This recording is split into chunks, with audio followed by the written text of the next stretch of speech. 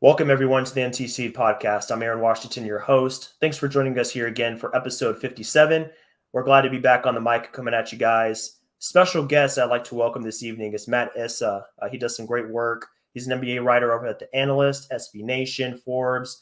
Wherever you can pretty much find your work, find your content for NBA, he's probably over there, got an article going up right now about it. So Matt, love your work, man. Love what you're doing in the NBA space, great analysis and stuff. So wanted to take the opportunity to welcome you to the pod. Appreciate your time and looking forward to this conversation, man. It should be a good time. Oh, thank you so much, Aaron. I'm looking forward to chatting up about the NBA because I do like that game that they play. Oh yeah. I can definitely tell, man. It's you're passionate about it, man. You got stuff going up all the time, so I love to see it for sure. Real quick, we do have a sponsor for this podcast. I want to shout out Bet99 Sportsbook. If you guys are looking to get into betting, bet99.com is where you guys want to go. This company, this agency, they're really strong at what they do. They're based out of Canada. They have a lot of great resources for betting, getting into that part of the game. Matt, I'm not sure if that's kind of up your alley at all, if that's what you get into, but for anybody that does, it's definitely out there. It's a great resource. So we wanted to give them a shout out and just lead you guys to them because they do such great work over there. So definitely be sure to check out Bet99 Sportsbook if you're into betting, if you're looking to put some money down and win some money, because you can never have too much of that these days. So definitely be sure to check them out, guys. So let's get into the content here, man. First topic of the day I wanted to cover with you this evening is modern roster construction, because I think it's something we should highlight because, I mean, every team has a different way to go about this. Some teams like the Utah Jazz, they have a very equilateral offense where the offense runs through multiple people. They spread the ball, they work it around. The San Antonio Spurs do the same thing. But on the other hand, there are some teams that funnel a lot of their actions and offense through one or two players. You touched on this in one of your recent articles, highlighting the importance, the significance of Helio ball in today's game. You used Luka Doncic on the Mavericks as a prime example of this. You went back, you referenced the season that James Harden had just a few years ago, highlighted his league leading and I think historic usage rate of 40%, and just the way he dominated the ball. Luka's doing a lot of that same thing. So I wanted to talk about how we're seeing teams kind of run everything through one or two guys. The Charlotte Hornets do that a lot. Like when LaMelo Ball is playing, you see a lot of actions go through him. The Mavericks do the same thing with Luka. You look across the league. I mean, there's several teams that they run a lot of offense through one or two guys, and I think that's significant. It can definitely it has pros and cons when it comes to the way you're guarded, what you can get on offense, and I think ultimately it can also have an impact on the ceiling of your team, how far you can go. We've seen sometimes in the past where that offense is significant and prominent. Those teams have a problem when they get to the playoffs and how far they can go. And teams seem to kind of shut down that one player. They really focus on that one guy and take them out of their game. So to get it started, I wanted to give you an opportunity to kind of speak on that a little bit more. That article, I mean, I definitely encourage everybody to check that out. How double Helio ball, in your words, has turned Luka into an MVP front runner and what he's done for his game. So what are your thoughts here, if you just want to speak on that, about Helio ball in today's game and how it's kind of affected the way the offense is played in today's NBA? Yeah, well, that term that you referenced, heliocentrism, it was created, the word's coined by Seth Partnow of The Athletic, and not to try to pretend to be in his brain, but of his principle. The book, I forget what the name of the author wrote it was, but it's called Equality and Efficiency, the Good Trade-Off. And basically what it posits is, if ever, like, you so if your offense is completely opportunity to lose some efficiency because some guys are just better offensive players than others, right? And so what heliocentrism is like, okay, why don't we trade out the equality parts or sacrifice equality and funnel all of the primary decision making to one or two like really, really talented offensive players, right? In Dallas, it's Luka Doncic. In Houston, it's James Harden. It's kind of like in football, like you only have one guy throwing the passes, taking snaps most of the time, right? Unless you have some really exotic Miami Dolphins Wildcat 2000s offense, right? You only have one guy, one quarterback. And so that's basically what you're doing in basketball with heliocentrism is you funnel all the decision making to 1-2 guys. And then when it first came about, in the last couple of years, not the first time, but in modern history with those Rockets, right? What it was is basically you have this 1 or 2 guys, James Harden and Chris Paul in Houston, just spam spread pick and roll. Okay, so you give them the ball, spread pick and roll. Defense reacts a certain way. They make the decision: do I score, pass, draw a foul, whatever? That's dead. So that version of heliocentrism is dead. Defense has gotten so much better with the switching and the helping and the X outs and all the different rotations they do now. So that simple spread pick and roll heliocentrism is gone. That doesn't work anymore. So you've had to find ways. You see these teams, they still have, the 1-2 primary decision makers, but it's a little bit more sophisticated now, right? Offensive X's O's are a little bit sophisticated now. Watch a Dallas Mavericks game. Actually watch the game, right? Like everyone will talk about like how, Luka has the ball too much. He dribbles the shit out of the ball, whatever. Watch a game. You'll see him come off of handoffs. You'll see him come off of screens. You'll see him do these little off-ball actions. So he does different stuff now. It's not just him dribble, spread, pick and roll. And so like I said, back to what I said, standard helio ball, classic helio ball is dead. So all the teams have had to find new ways to make efficient offense with these 1-2 core stars. And in Dallas, I was noticing that this season, Luka's experiencing a higher usage, and yet his efficiency continues to go up. And that's like strange, because usually when a player takes on more usage, the efficiency goes down. So I'm like, okay, what's going on here? And what they've done is diversify the helio ball. I called it double helio ball. And so basically they've taken like the James Harden Rockets helio ball. They have them running through these pick and rolls. The pick and rolls are a little bit more complicated than they were with Houston. There's a little bit more off-ball movement with the guys, etc. And then they've also worked in these post-ups, okay, because Luka Doncic, thanks to his size, his strength, he's a mismatch for most guys. And so if you try to single coverage him, he's going to probably score on you. And if you don't single coverage, you double team him, he's such a great decision maker that he can make a pass fast enough for the defense to be behind and to be in scramble mode. Okay, so they've combined these two forms of heliocentrism and created like a double helio offense around Luka. So it's still like this centralized figure making most of the decisions, but it looks a little bit different now. It's a little bit more sophisticated, if that makes sense. Absolutely. I like that you highlighted that part of your article where you explained how his post-up usage is going up every season. And you made sure to kind of eliminate one of those misconceptions about the post-up. People say all the time, people don't post up anymore. The post-up is dead. It's back. It's actually back. Yeah, it is actually back. It's a comeback for it. And it's not necessarily that it's dead. I mean, people still use it quite a bit, as Luka does, and you mentioned that, but it's just used in a different way. So now instead of the post-up leading to a direct shot for that player every single time, they go into their post-move package. Some players still do that. You have the Jokic's out there, the send guns, those guys that generate a pretty efficient offense from a direct post-up. A lot of times it will flow into some other action. When the defense is converged, they send a second defender on that area of the floor. A lot of these guys like Luka and Jokic are so good at seeing over the defense and kind of anticipating that next rotation that they can make skip passes. They can find other offense through a post-up. So it's just really interesting to see how that play type has evolved, and much like the NBA today overall. And it's not dead. It's just a different form. It's used in a different way.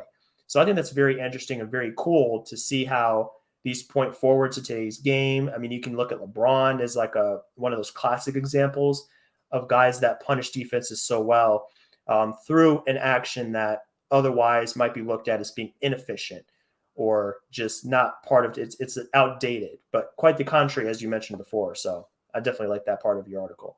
And another part of just modern roster construction I think is really, really important to highlight is that we're seeing a decline in the teams that are just dominated by superstars, those super teams, so to speak.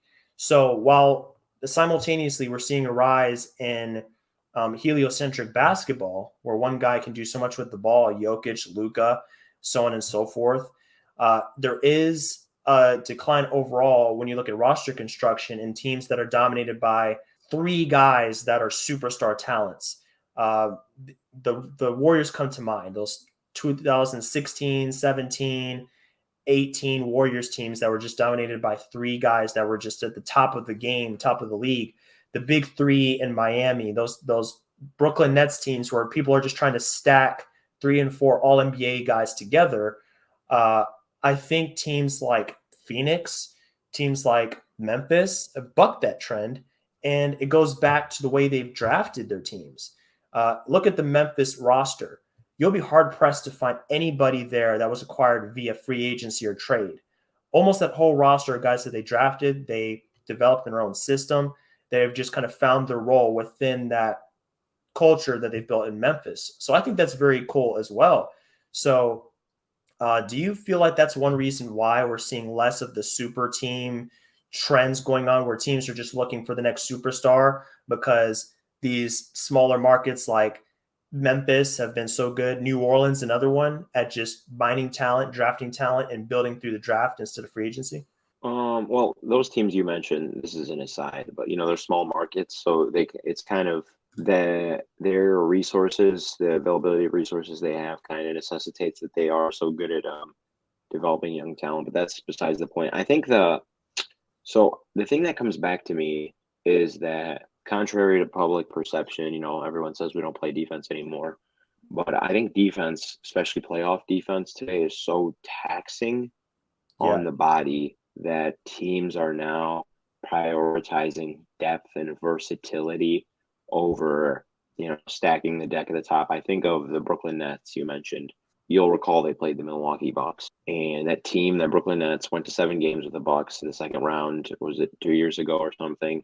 Mm-hmm. And they kind of fell apart. I mean, Harden was on like one leg. Kyrie didn't play in the last couple of games. Kevin Durant was shouldering this insane, massive scoring burden.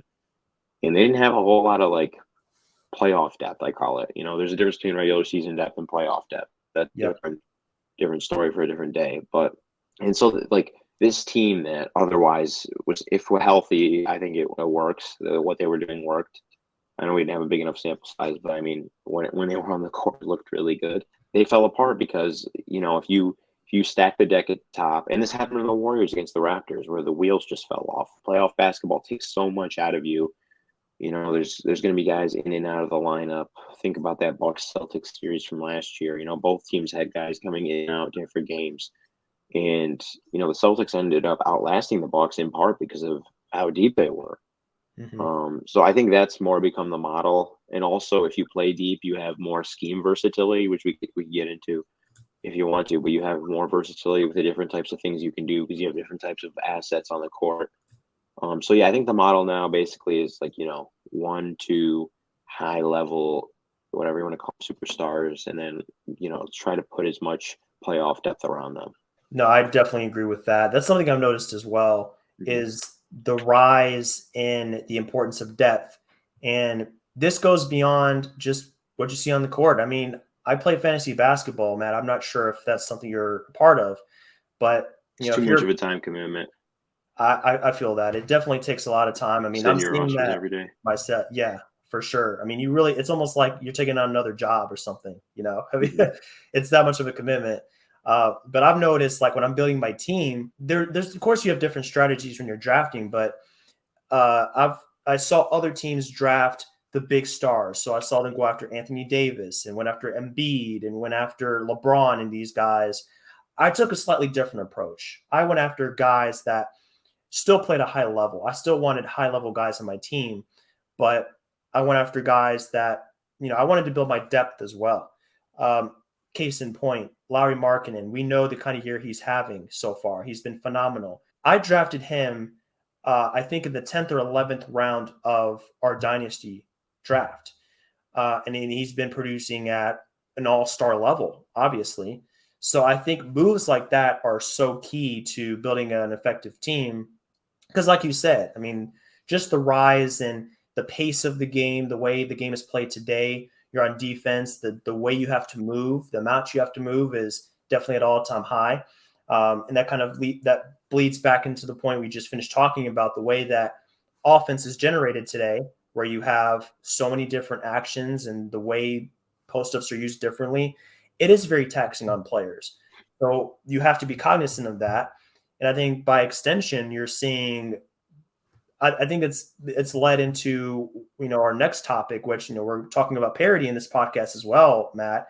And I'm sure you've noticed that, especially in the Western Conference, teams are so stacked up. And then part of that is because some people are missed games, things like that. And then there's another article, actually, by the way, that you posted not too long ago. I think this was for SBNATION, but bizarre reasons NBA players have missed games. So when it comes to that piece, what are some of the reasons as to why guys are missing that you've noticed so far?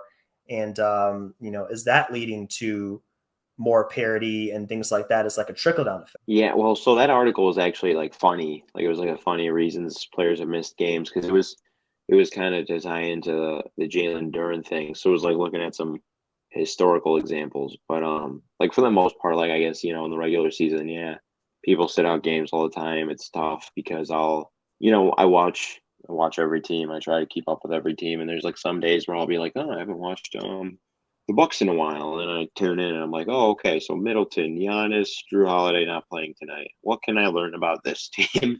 So Right. it's like, Yeah. I guess in that way, yeah, I think honestly the big thing with parity is just how much smarter every team's gotten with like maximizing personnel. A lot of teams run very similar X's and O's. Just all of those things, maximizing spacing, maximizing pace. There's the league's so much smarter. Teams, it's a copycat league. So like we see all these teams, everybody watches in the playoffs. Have you noticed, like, for example, like the Suns, the Dallas Mavericks figured out if we just get Devin Booker, we'll annoy him. Have you noticed every NBA team this year has kind of like figured that out? They're like, oh, let's do that too. You know what I mean? Like it's just like a thing. Like whatever, if you're a playoff team, that's why it kind of sucks to make the playoffs and get eliminated. Because if you're a playoff team, you get eliminated. Every other team next season is going to use the strategy that team used to eliminate you. You know what I mean? So it's like it's a copycat league, and I think that's really, and I think the availability of film, the amount of resources we have now, all of that stuff contributes to the parity, and then just the talent. This is the most talented the NBA has ever been. Ask anybody; they'll tell you that. 100%. I was actually going to flow right into that. Is like another reason why, just talent overall.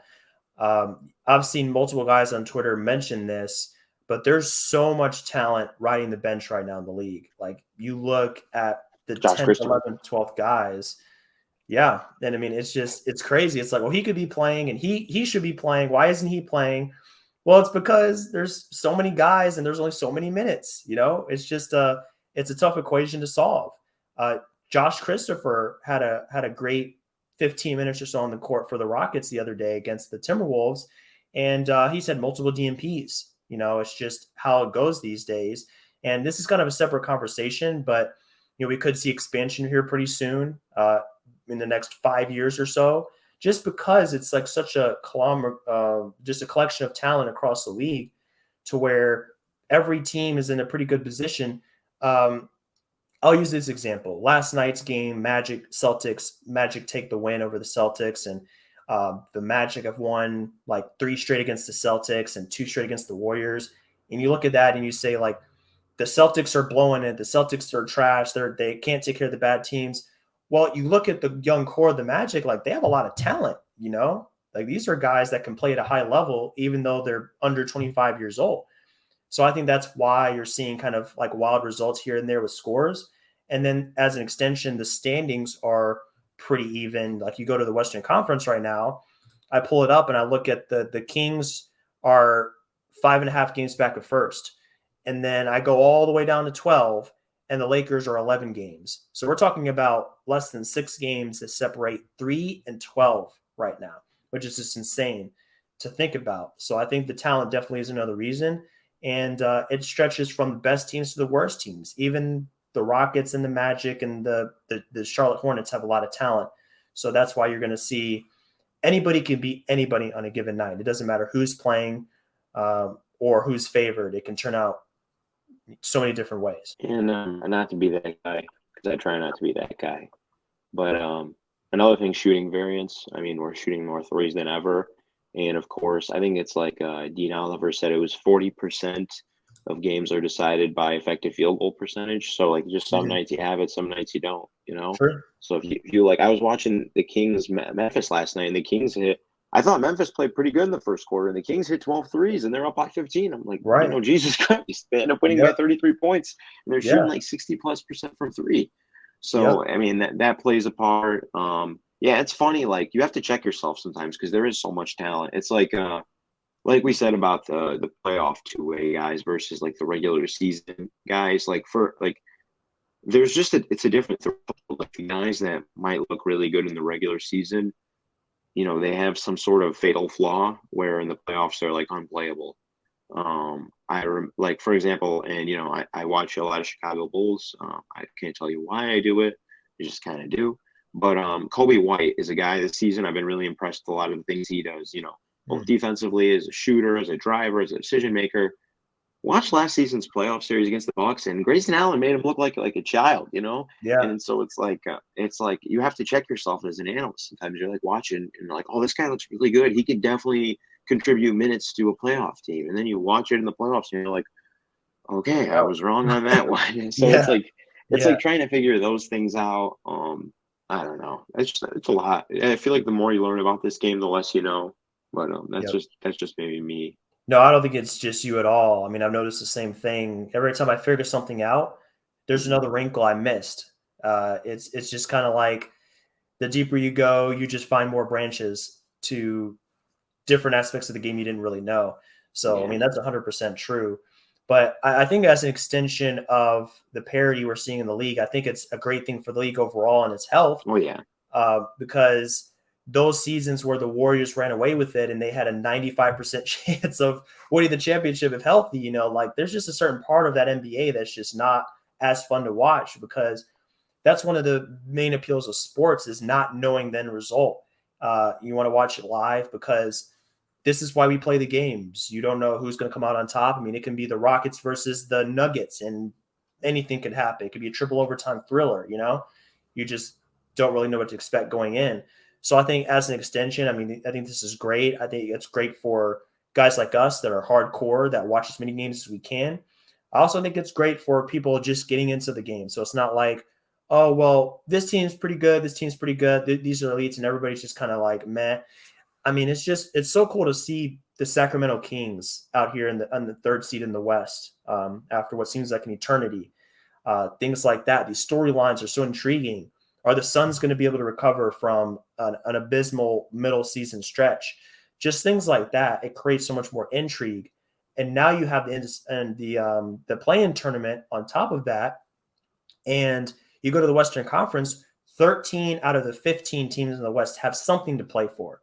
So that leads to more competitive basketball longer in the season. So there's just so many positive things that come out of parity in the league, overall. So I love that part about it too. I mean, have you watched a lot of Sacramento games this season? They're Yeah, I actually phenomenal. watched.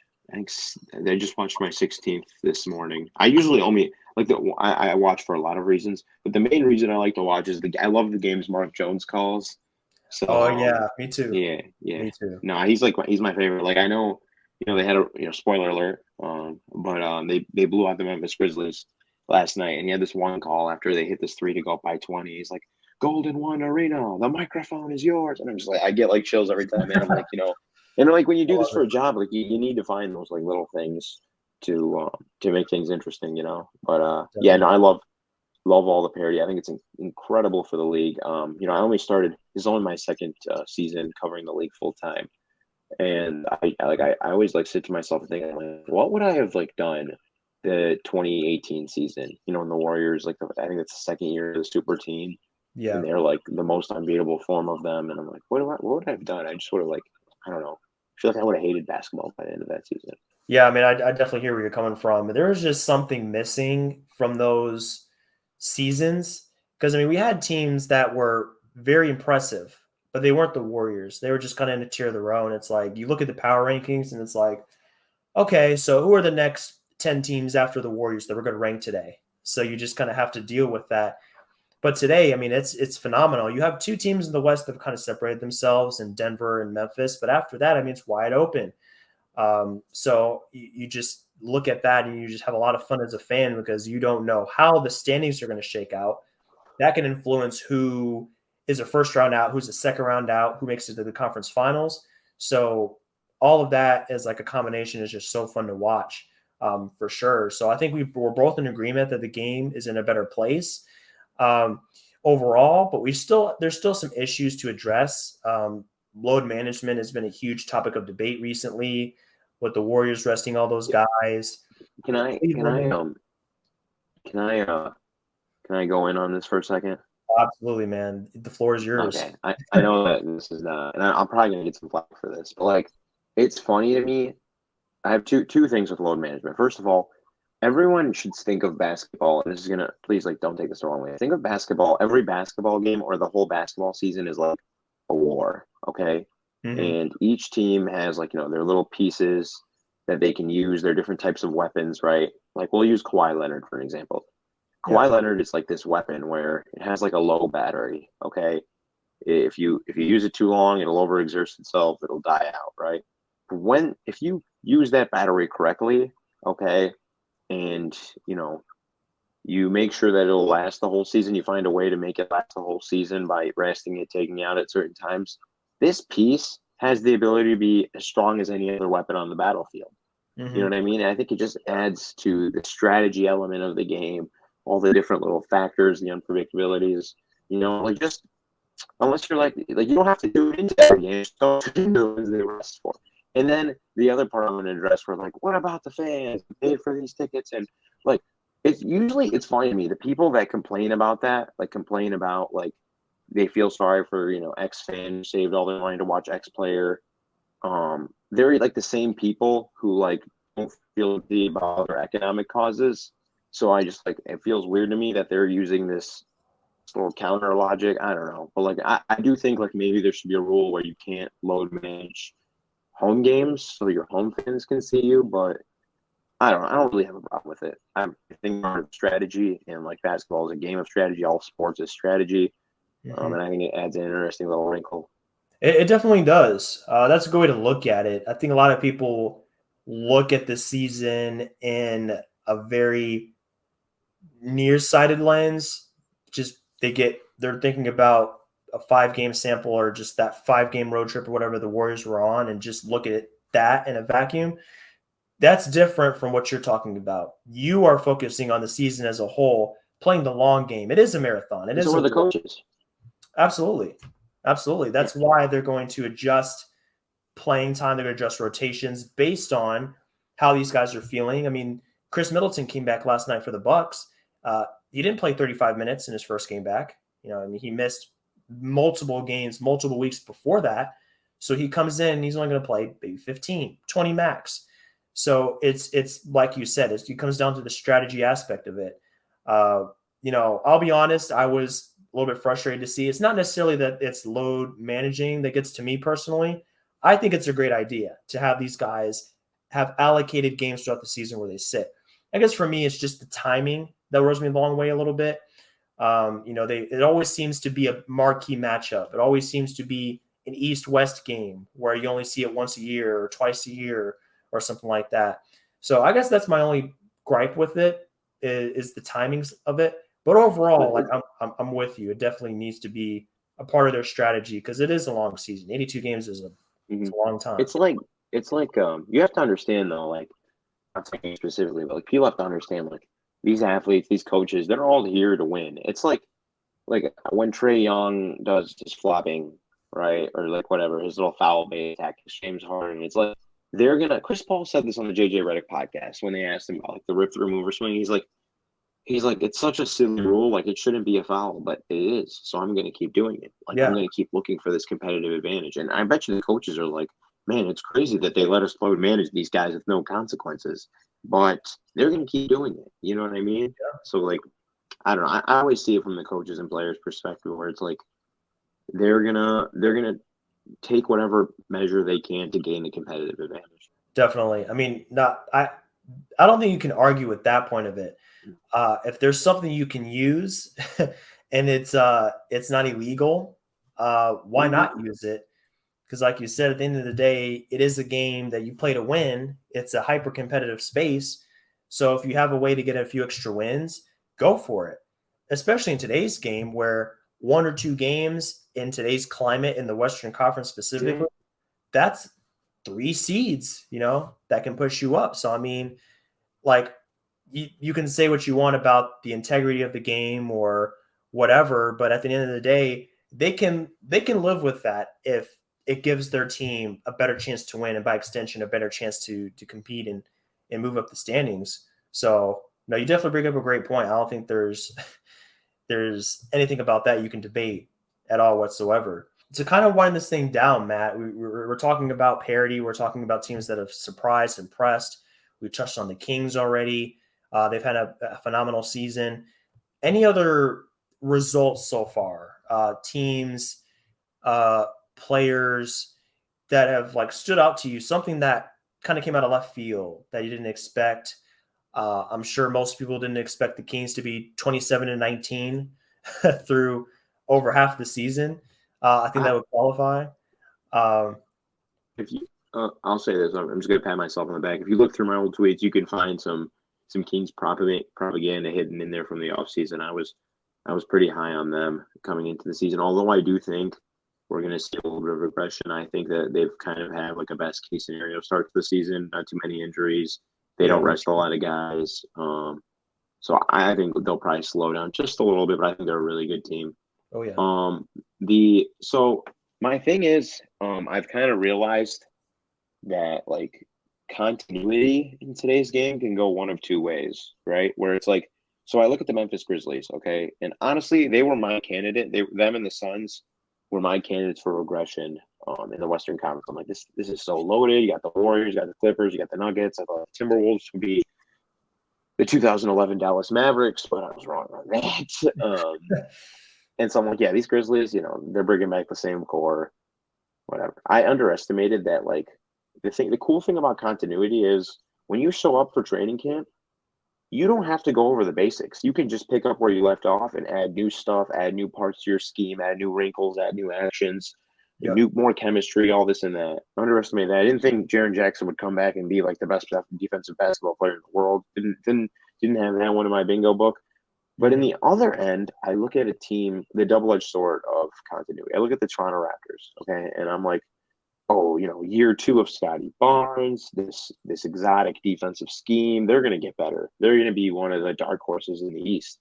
While continuity does help you because, it gives you the ability to install more into your offense and defense, it also gives the rest of the league a look at what you can do. And especially with the Raptors and that aggressive blitzing scheme they run, the more you see it, the more you get used to it. And I think that's what's happened this year with their defense and the decline. It's like teams are kind of like, yeah, okay, we know how to deal with this now.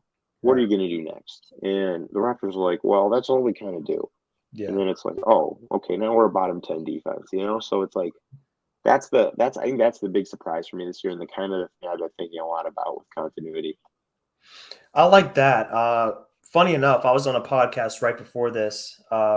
Guy named Chase Thomas had me on this podcast, and he asked me why the Raptors have regressed this season. Actually, we were just talking about this, probably not even more than a couple hours ago, and I brought up some of the same points, and the defense specifically is something that jumped out to me because, I looked at the Raptors roster, and it's like their whole roster is like guys that are 6'7" to 6'10" or something. Like all these guys just flying around, like. You would think they would at least be an average defense, if not better, on paper. Let's say they have a great coach, they have a great scheme, great players. They've played together for a few seasons now. Van Vliet, start from Van Vliet all the way down. You think you have Freddie strong All-Star. defenders. What's that? Freddie All-Star. Right. Yep. 100%. So it's just like it was surprising to see that. And then I went on Cleaning the Glass and I looked at their defense in the last 2 weeks. And 22nd. And I was like, wow, what's going on here? But what you're highlighting is exactly right. It's almost, you can think of it like a playoff scenario where you play one team 4 to 7 times And every time you play, you figure out what the opposition likes to do, their go-to actions, their go-to lineups, things like that. So after a while, you're going to start to figure it out. And, I'm a Heat fan, man. I mean, I'm representing here on the podcast. I think they're a victim of this as well. They've run with mostly the same lineup from last year, same core, even the same role players. And it just looks like they've been schemed out. They played Dallas on national TV the other day. They got absolutely smoked. And you look at it and you're like, well, Dallas didn't have Christian Wood and the Heat were healthy. What happened? Teams have learned to blitz Jimmy Butler because if that is taken away, he's the catalyst. What is next? Bam can create his offense. Sure, Tyler can do that. But a lot of those other guys are specialty players, specialists. Max Strus, Duncan Robinson, Haywood Highsmith. These aren't guys that create their own offense. They feed off of what the main guys give them. So I just think they're another example of that. And I think several other teams are as well. It's you can definitely be a victim of your own success, I guess is a good way to put it. Fine. I know you're a Heat fan just by looking at your hoodie, but I have a little sidebar. I have something fun coming out on their defense, which I think is very fascinating on Monday. But that's just a random aside. I'm looking forward to that.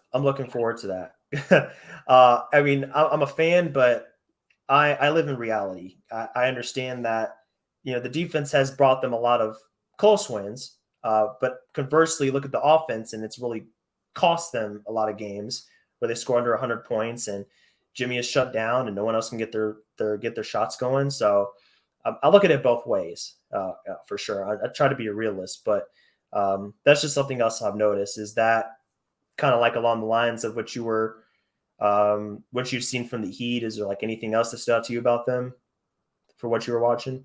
Yeah. The defense, I'm going to shelve that, but I really think that they might be the future of the NBA for teams without like a lot of rim protection. And like they represent a pathway to being an elite defense without rim protection.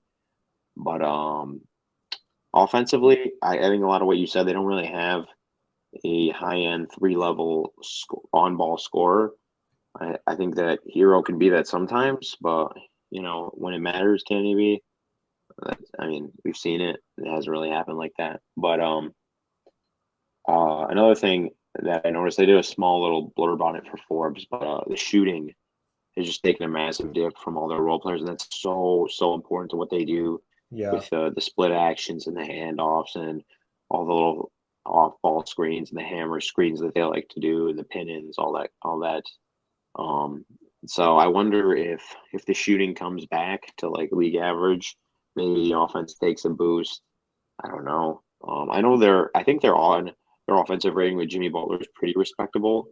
It's just like he's one of those pieces you like to hold off, like to make sure their battery is as high as possible for the playoffs. But I wouldn't count them out. I think, trust me, I think if any of the top 3 teams in the East like see them in the first round, they're like asking themselves why they played so good in the regular season, because this is not a reward for playing good in the regular season, because the Heat will not die. So I refuse to give up on that team just yet. It is hard to write them off. They've done a lot. They won't. They'll find a way to the finals, conference finals. And you look at the roster, and it's like, how do they get here? I don't understand. But that's just kind of the I'm also obsessed. Obsessed? Sorry, I'm also obsessed with Haywood Highsmith. Oh, me too. I was just talking about him yesterday, actually, as well. I was on NTC. We had another podcast. We were talking about a guy that's coached in the summer league, and he coaches overseas, and we were just talking about him too. And we actually interviewed him here on the podcast at Summer League, and he just finds a way to have an impact on the game. I mean, he's just everywhere on the court. He does all the right things, says the right things. How can you not love him, Love the hell out of that guy. Like, I go on to watch Heat games when I know he's starting. Like, oh, Haywood Highsmith's starting. Other people, they would run the other way. Me, give me all of it. I'm right there with you, man. There's just something about him. He just has this on-court charm, I guess, that you just can't get away from, for sure. But Matt, I think that's about all I have for this podcast. I want to thank you for your time jumping on. This is a great conversation. Wish you the best. Keep up the great work at the multitude of outlets you write for. And yeah, this has been a great session, man. So appreciate it again, and love to have you back another time. Oh yeah, man. Just ask me whenever. This was awesome. Cool. Glad to hear that, man.